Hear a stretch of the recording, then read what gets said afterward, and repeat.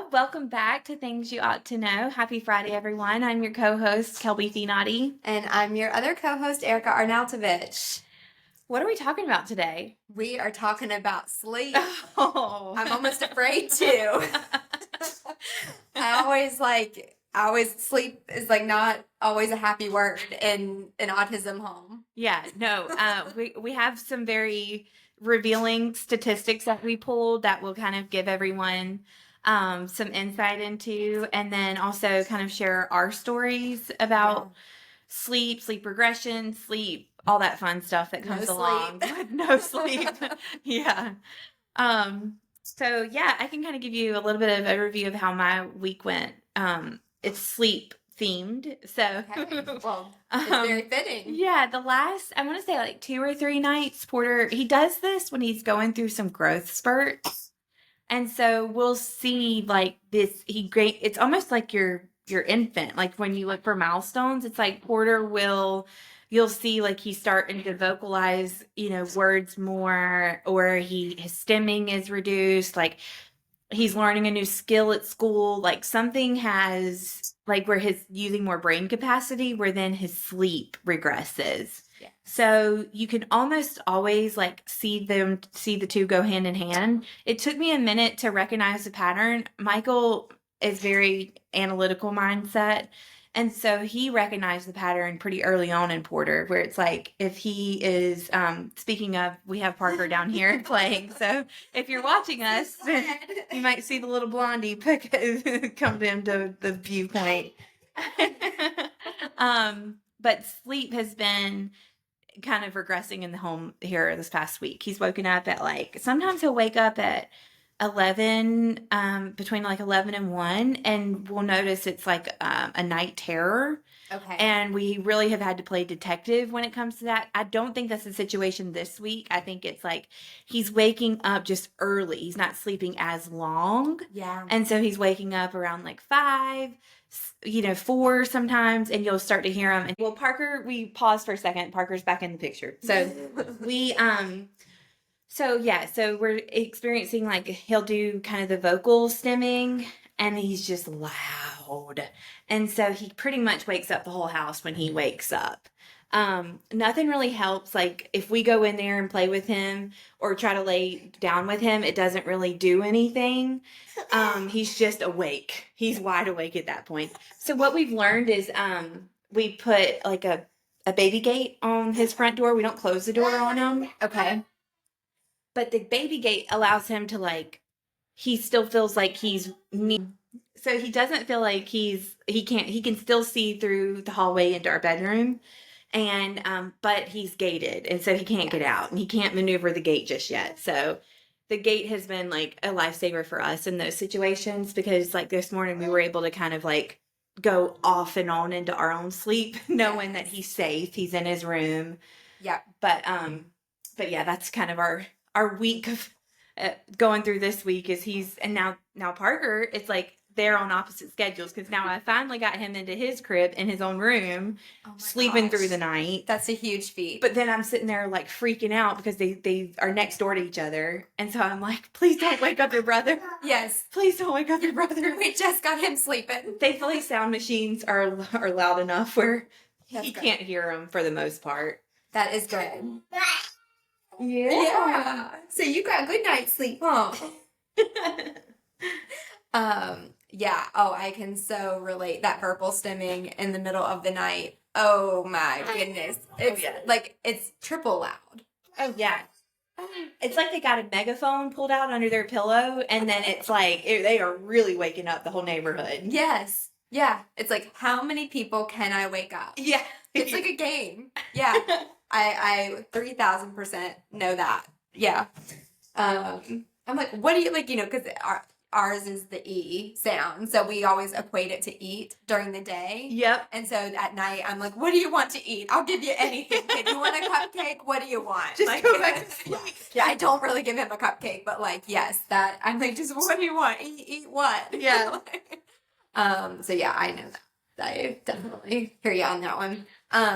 Our week was pretty pretty uneventful overall. Nothing to phone home about just yet. Nothing to phone home about just yet, but I will say that I am not going to be callous about it in any way, shape, or form, because sleep in our house has, over the last couple, I guess it's been like a year and a half now, has waxed and waned majorly, and I never know when it's going to uptick again. So I say no more about sleep, and that it was a good week this week, but we never know what tonight holds. Yep, exactly.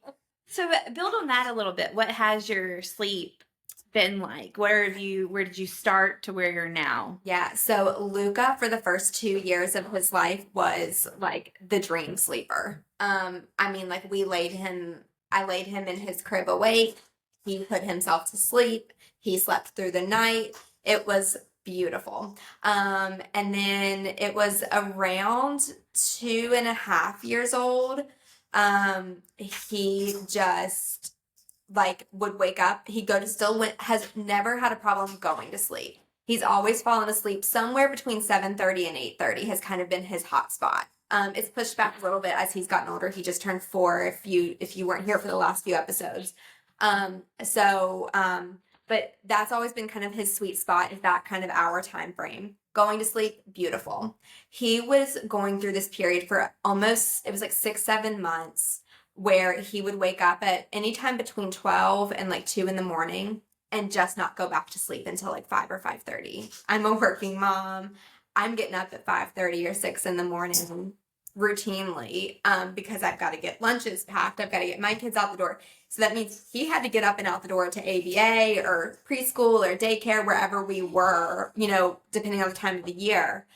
And it was a nightmare. I mean, like, it was just an honest nightmare. It sounds like newborn stage again, almost, that no sleep, living off of fumes. Yes. Yeah. And like for just 6 months straight. I mean, if I got one night of sleep a week, it was like that was a great week. I mean, it was every single night, and there was nothing to do.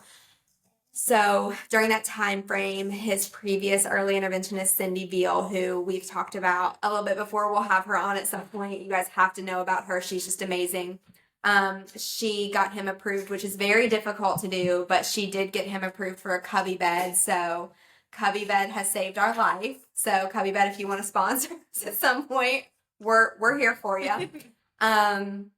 We got him approved for a cubby bed, and at least now when he does wake up, we're able to have him in a safe environment. There's a few aspects about the cubby bed we can touch on a little bit later, especially when we get into some of the statistics I'm going to hit when we start about that REM cycle. Okay. And the circadian rhythm of autistic people, or, a high percentage of autistic people. I do want to hit on that a little bit, because there's something built into the cubby bed that is a really unique feature versus other safety beds. Because Luca is a gross motor kid. We've talked about that. Tore apart those Amazon safety beds like it was nobody's business. Like, knew how to get out of them in 30 seconds. So see, we haven't done the safety bed, and we just haven't needed to, but we have gone through various different beds. Yes. Porter, from an early age, jumping was his stem, and so he jumped religiously in his crib, for hours sometimes. When he was going through, there was a period there. Oh, really? When we did sleep training as an infant, and then he was sleeping good, but then he just stopped. Usually, I think it was around the 2-year mark, and he would, he just was stimming, and he couldn't find himself, and then he would sometimes bang his head on the floor. That didn't last very long, and at the time, I didn't know about safety beds. I didn't know that was a thing, and so we had looked into like various different ways, like putting his mattress on the floor. We've done like a loft bed, so he could have some things to swing and play underneath the bed. We've done a normal twin bed. We've done a bigger bed so he can sprawl out more.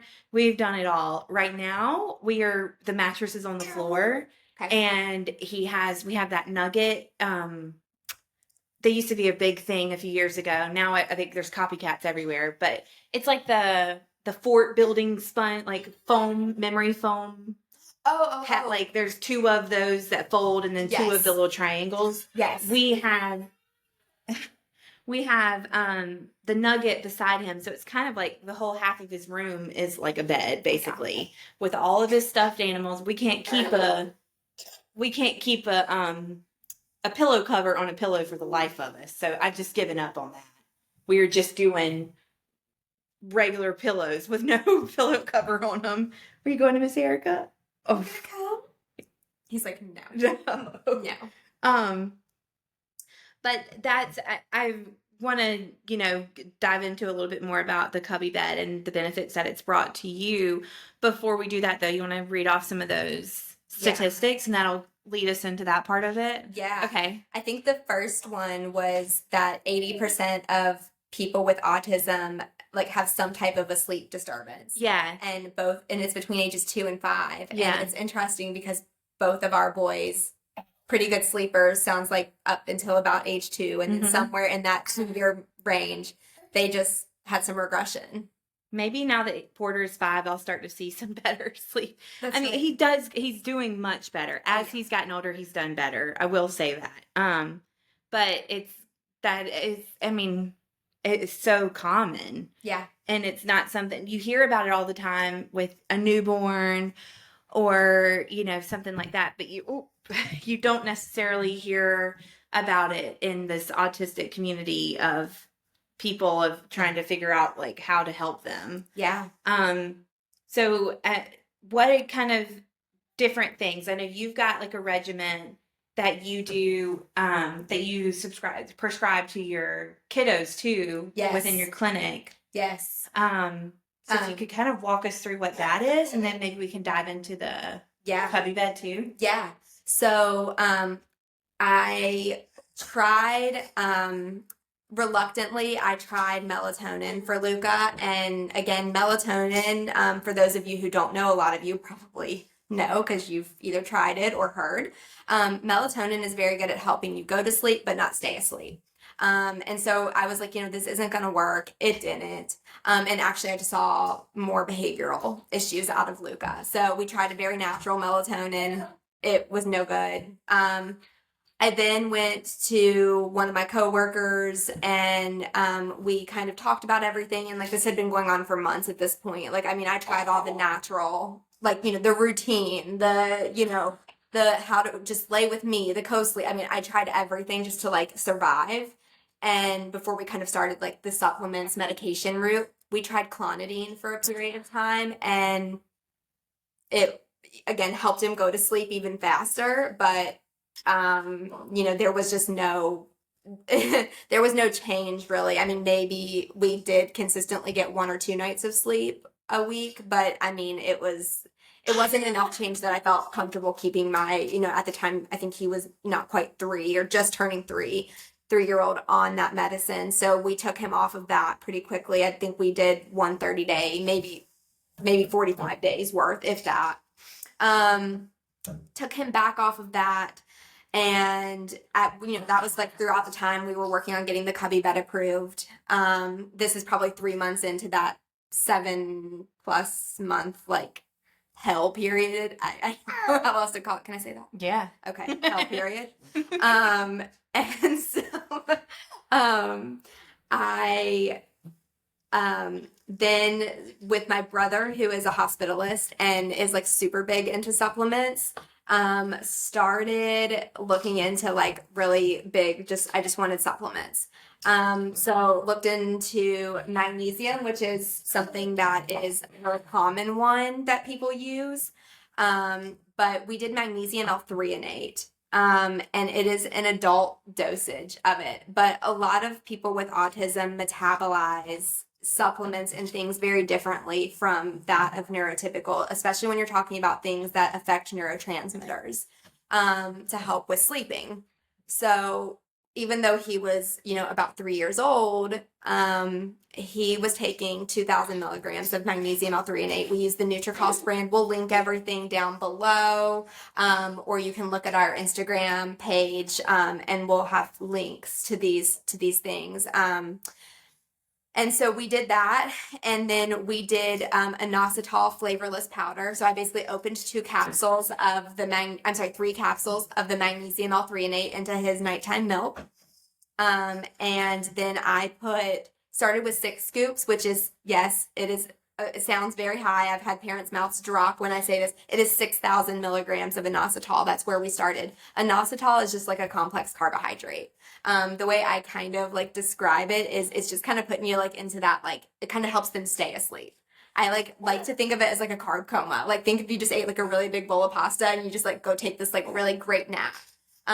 It is obviously not just that, but like that's kind of like the easiest way to kind of describe. So that partners with the magnesium to help it digest better? Yes. So the magnesium L-threonate also kind of helps calm all of those neurotransmitters and help them kind of fall asleep. And then that inositol kind of helps them stay asleep. Gotcha. And so it kind of helps, like slow that metabolism of that magnesium down, because the body's trying to break down the inositol as well. Okay. And so that magnesium is lasting longer. And that it has been game changer. We also will intermittently use like a magnesium intracellular gel on the bottom of his feet. So magnesium flakes, like as Epsom salt flakes kind of in the bath. But magnesium has been a game changer for sure to just kind of help. But without the inositol, we're still waking up. So when I run out of inositol, I will go pay $50 at the vitamin shop for like a bottle this big versus like it's $40 for like a much larger inositol and both of them are NutriCost brand. It's very clean brand. It's the cheapest brand that I've been able to find. That is flavorless for the inositol, which all of inositol powders are pretty much flavorless, but to get it in powder form with that dosage, sometimes you'll find like 600 milligrams or 750 milligrams, but 1 scoop is 1,000 milligrams from the NutriCost. Gotcha. So it's like that's the easiest way. We're up to 9,000 milligrams now. I mean, you can go to like 14, 15. I was just gonna say, what's the cap? And then realistically, I'm sure there's probably a medical answer to this, and then a non-medical. But can you overdose on something like that? Like if a parent's sitting here like, oh my gosh, I can't, like. I would always consult like your child's pediatrician, because like obviously before I give it to any of my kiddos, I am making sure they're not on like clonidine or like another sleep aid or something, because a lot of these kids also have comorbid like ADHD, and so they are on some of these other medications, seizure medications, all of that. Just make sure that like your pediatrician gives you the okay. It's probably not something they're going to be super familiar with off the top of their head, and they may need to do a little research, so give them grace on that, because it's not like just big and open to the market. A lot of integrative med doctors do recommend these things though, and so that's kind of something I tried to kind of combine that into my practice, but saw really good results with my son overall. Like I said, there's no perfect drug or supplement, so we still have nights. That is just part of the deal, but I am a much happier mom, and he is a much happier child. So yes, that is kind of our regimen. And definitely like going back to the diet stuff, limiting different things in his diet, dairy being his biggest trigger. I know I say give it in a cup of milk, but that is about 3/4 of a cup of milk is all Luca gets a day. We really limit his dairy otherwise. And so that kind of all coupled together, and then adding the cubby bed into it just kind of helped us on those hard nights, at least to make sure he was in a safe environment where I can turn some music on, a little night light and some music, and he can chill out. That's been a game changer for our family. That's awesome. We're not in the stage, I don't think, and maybe we won't ever be where we need the magnesium right now, but I feel like we've gotten a few questions just mentioning it in a previous podcast, and so then now I'm glad that we're able to kind of deeper dive into it for this episode for anybody that's listening and needs it. I think to build on the nutrition for us, that's also a big factor. So it's like if he went to a birthday party and had it was a normal cupcake, not a gluten-free cupcake, the stimming upticks. He had the sugar. It's hard for him to get to sleep that night. It plays a big factor in his day. I think I'd mentioned when we were at the beach, he got into kind of some of those normal like goldfish. But at the beach, he had gotten into some of those normal foods, and he ended up having a bad tummy ache that night, and so obviously that impacted his sleep. Oh yeah.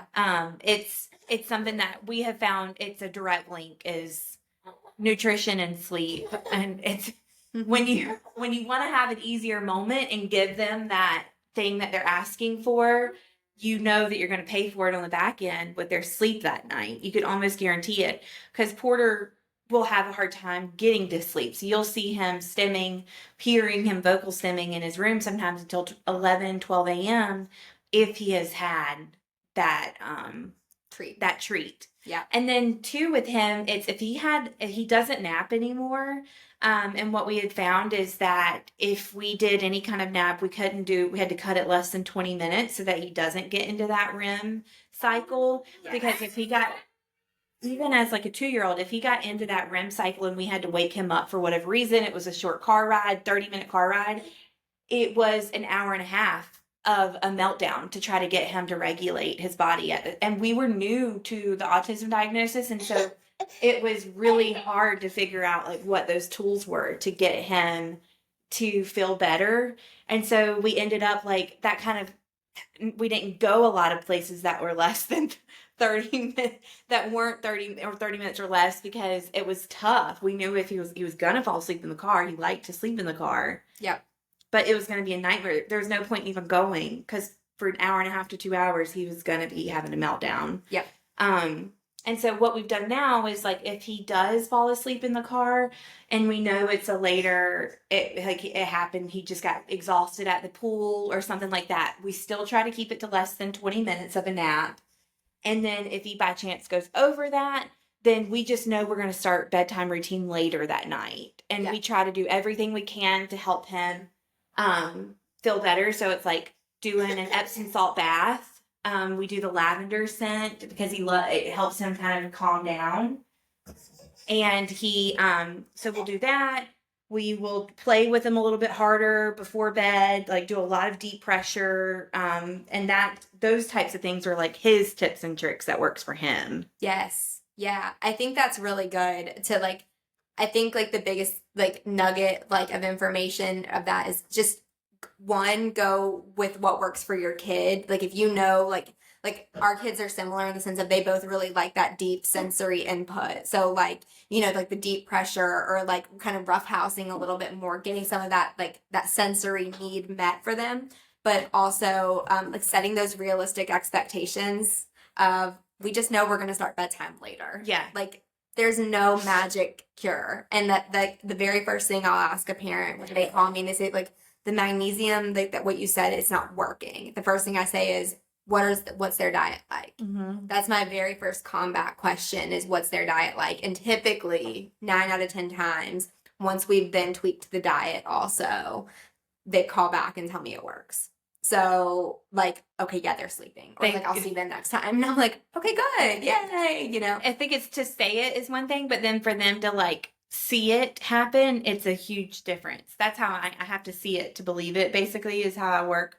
My brain works with things. And so to see, and I would like track Porter. So it's like I would almost like analyze, okay, this didn't work. So I'm troubleshooting. We did this for 3-5 days. And it's not working. So what can we do? Like, what's the trigger point here that's causing this issue? And usually I can find it because you kind of analyze, go back and throughout the days of what that looked like. Speaking of the parents that ask you, like, it's not working, and then you look at nutrition, what do you tell them as far as like, so say I came in today, you gave us a supplement regimen, we started it today. When do you really start to see the effects of it? So I always say it's just like a medication of a medication or any dietary change. Like, when we're changing baby's formula, for example, like I want you to give it a good 2 weeks. Because that's a routine change. Okay. There's so many different factors of it. Like you're finding a new way to potentially get this in the child, right? Like they shouldn't taste it in their milk. So if they're having a cup of milk at night, but what if they're not? Are you giving them a new thing of applesauce at night? Like unsweetened applesauce. Like, what are you doing to get these meds in? It's likely some type of a medic or a routine change. And so we got to give their brains and bodies time to let that build up in their system and let that routine change like settle into their brains and be okay with it. So, and then we can talk about, changing doses, because I'm obviously going to start on the lowest dose, because a lot of these kids are 2 to 3 years old when these sleep issues, 80% of these sleep issues start. And so we're starting on a very low dose, and then we'll build from there. But yeah, that's pretty much what I'm saying is we need that 2-week frame. Like, I don't want to talk about anything different for 2 weeks. So for 2 weeks, we're starting the same dose, and that starting dose is what again? So I typically go ahead and start the full 3,000 milligrams of the magnesium L-threonate. Okay. I'm sorry, 2,000 milligrams, 3 capsules of Gotcha. the magnesium L-threonate. And I start them on between, depending on the size of the kid, you can have some really teeny tiny 3-year-olds. Our boys were not. But like if you've got a really teeny tiny 2 to 3-year-old, I would say start on like 4,000 to 5,000 milligrams of inositol. I think that's a really happy starting dose. Okay. Like we could rough it out to say 5,000. I feel comfortable with that. And then, start to just build 1,000 milligrams at a time. Up to about 9 to 10. I typically tell people, like, let's pause at 10 for a little while. If we're really just seeing nothing and like they're doing good on diet and like getting the kid plenty of activity and sensory input and all of that, and we're really not seeing anything, then this may not be the drug. Mm-hmm. I've had maybe 2 people come back to me and I have to say, I'm not sure that the diet was just because of the kid's such limited palate. I don't think there's anything the parent did not want to implement. It was the kid's palate was very limited, and those food aversions were so great that it was very difficult to kind of limit some of those possible trigger foods. Gotcha. But those are really the only 2 times out of probably 50 plus kids, I'd say, that have come back and said, like, we're really just not seeing it. I'm like, let's just stop then. Like, let's figure out plan B, because like there's no point in just keeping going. If you're not seeing any change, then 17,000 milligrams ain't going to be the trick either on your likelihood. So if you're not seeing any extended, Okay, so then I think for myself, if I were in that position, I could maybe do like a notes on my notes app, trying to keep note of what that looks like throughout the night with him. We did this when we were going through the night terror issue. And that's like one of the harder things to go through with your child, is because you can't figure out especially in our situation, Porter being nonverbal. It's like he can't tell us that he's scared, but we're trying to pick up, and we're also half awake. It's 3 a.m. We're trying to figure out what's going on and keep our cool so that we can keep him, because he will go into a full, a complete meltdown. And sometimes it's an hour, sometimes it's 10 minutes. We don't know, depending on, I guess, just how scared he got. And I'm still guessing that it's a night terror.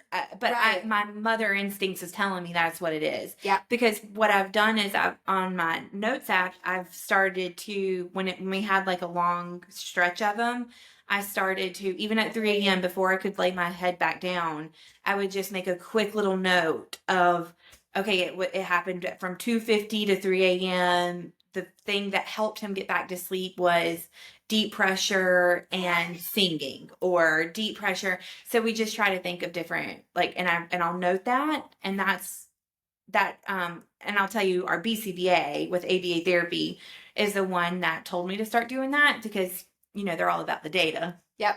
And she was like, you're going to see through the data of what's helping him, because at 3 a.m. you're exhausted, you're not remembering at 8 a.m. what you did. Yep. And so that really helped us, was to keep some kind of log. Now with technology, it's right in your hand on your phone. And so being able to note that, and then look back at it and see what helped, what didn't help, and where you need to kind of pivot and figure out what to do next. Yeah. And a really good thing that we're going to roll out at some point with a product could potentially help with a sleep log as well. Yeah.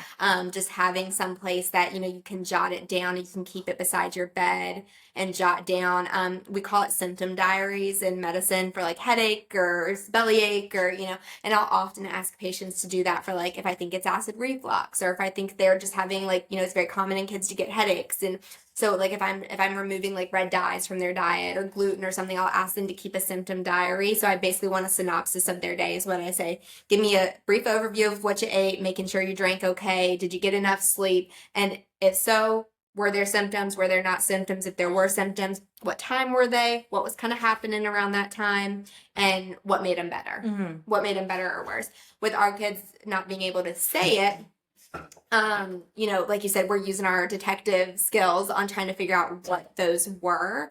But writing them down is huge, or like you said, in your notes, and then transferring it onto like something that you can take into your pediatrician, because those things are so helpful. And when that mom is completely sleep deprived and up at 3:00 in the morning, she's like, I think it's like 3 to 4, and really it's from like 12 to 4. Yeah. And it's like, well, 3 to 4 doesn't sound all that bad. But 12 to 4 sounds awful, That's something I didn't think about too. That's a really good thing that you just added in, was like, not only do you, because in those moments I was able to, I was able to look at the data and analyze it and figure out what it is between me and Michael. But if you need help with that, then that's a huge tool to bring to you as a provider, to sit down with your pediatrician and say, like, this is what I'm seeing happening. And then not only you get a second pair of eyes on it to say like, okay, maybe we need to do a sleep study or, whatever that next step is, or let's increase the dosage. It's not working. Yeah. So it's like, I know it's tedious in the moment, but it really can be very beneficial to just take the extra minute and write it down. Yes. Yeah. One thing I forgot actually as we were going through that did help Luca for a brief period of time was last October. Actually, we ended up getting his tonsils and adenoids removed. Luca was an ENT kid. We paid ENT's light bill for like 2 years with this kid. He's had 2 sets of tubes, multiple visits, for, just sucked near, can we hold off on another set of tubes, that kind of thing. And then finally tonsils and adenoids last October.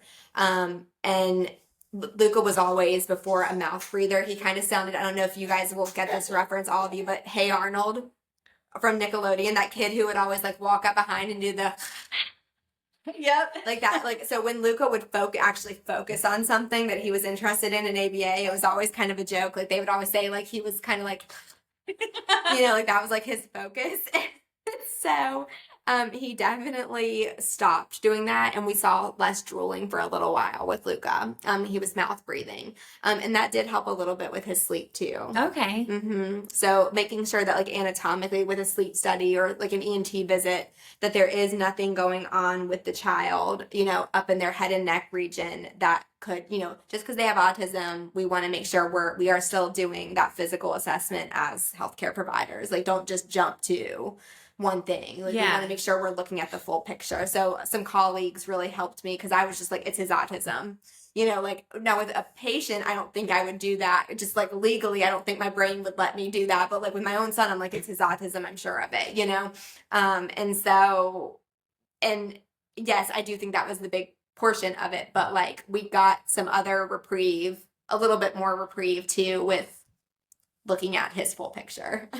Yeah, that kind of, if you're ready, I can go into the things that I think people ought to know about this. And I would like to piggyback off of what you just said. It really is, you don't have to suffer in silence with this. Like, you don't have to have 6 months of, sleep issues. Like, hopefully some of these, information that we've provided today and insights, take some of this, take it back to your pediatrician. But I do think that that's something that I would say is like, lean on your pediatrician in those moments, something that you don't think of for sleep.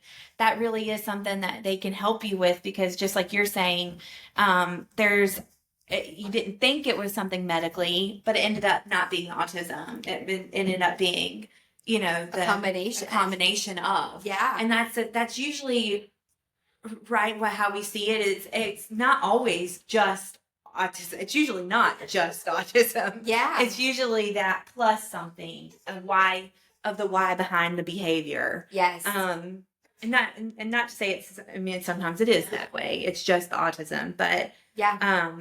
but something I would say is just don't suffer in silence when it comes to sleep, nutrition, anything like that. It's to lean on your pediatrician for that. And if you're not getting the help from your pediatrician, because they're not all perfect like you, Thank you. if you're not, then don't take no for an answer. Go find another one in your area. Tell them what the issue you're having. Advocate with your care coordinator, with your insurance, your caseworker. Oh, so sorry. Yeah, thank you. It's not for you. But put on your advocacy hat and figure out what that next step is, not only for your child, but for you and the family, so that you can collectively sleep. Yes. Yeah. If you didn't hear our last podcast, Kara was on and shared really good information about how to advocate for your child with her previous pediatrician. And so, yes, if you're not getting help from your pediatrician or your developmental pediatrician or the psychologist, whoever has kind of walked you through your autism journey, please, please, please say, thank you for all you've done and move to the next one. Because there are plenty of pediatricians out there who can help and will think outside the box. Like one of my colleagues who I love him dearly, Dr. Peters, he actually was the one who kind of was like, hey, Erica, like, let's think for a second. Like, maybe we need a sleep study. Maybe we need to see ENT. Like, he kind of thought outside the box for me on that. I think that's something to note, too, is just from my background in medicine, you don't have to you don't have to quit that practice, that clinic. Like, you might just have a conversation with your pediatrician. It might be a little uncomfortable, but enough for you to say, like, hey, is there anybody else in your, practice that by chance specializes in sleep or has a little bit more experience? I would like to bring them in on that conversation. How many times a week do you do a peer-to-peer review or a consult with, like, I need help with this, and like he just did for you. Yeah. Thinking outside the box. Yeah. So you don't always have to be like up and leave that clinic or that practice. You can just say, like, is there someone else available that you can consult with over this? Like, just another brain. Because, I was going through it in my clinic. I'm considered like the autism specialist. It was my son, so I was the mama specialist, but I needed that second brain to come in and be like, look at it from a different perspective, because I was just looking at autism is causing this. Like, I had no other, like, I had blinders on to everything else, and I needed somebody without blinders, and he did that for me. So that was really, really good. So, within the group, like most offices, the group works well together. Yeah. We make up the team. So, so I would definitely second that. I don't really have another things you ought to know. I think we touched on all of those, like, things you ought to know, and that was a really good one to end it on. Yeah. So, okay. Yeah. All right. Well, good combo this week. We hope everybody has a good week ahead of you, and we will see you next Friday. Yeah. See you next week, guys. Thanks. Bye.